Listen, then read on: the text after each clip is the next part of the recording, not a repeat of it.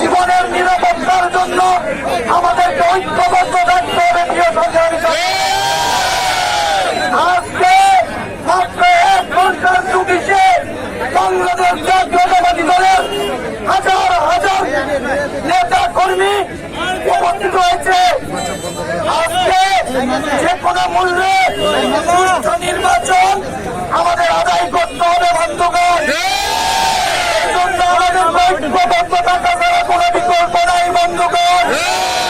আমাদের মাঝে অনেক নেতৃবৃন্দ উপস্থিত হয়েছেন, বিশেষ করে আমাদের দেলোয়ার হোসেন, আহমদ হোসেন উজ্জ্বল, নাদিম, আমাদের অনেক মতিন, আমাদের কপিল ব্যাপারী সহ অনেক নেতৃবৃন্দ আমাদের মধ্যে উপস্থিত হয়েছে বন্ধুগণ।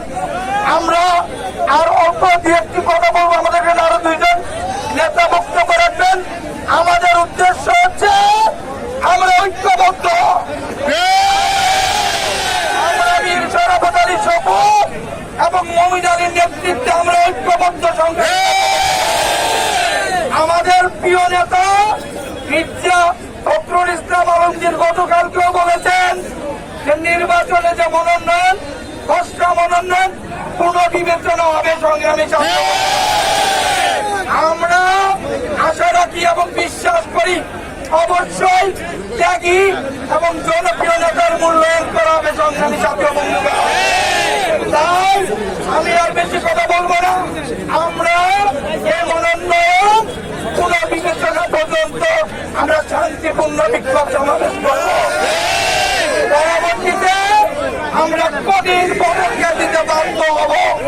যদি ত্যাগী এবং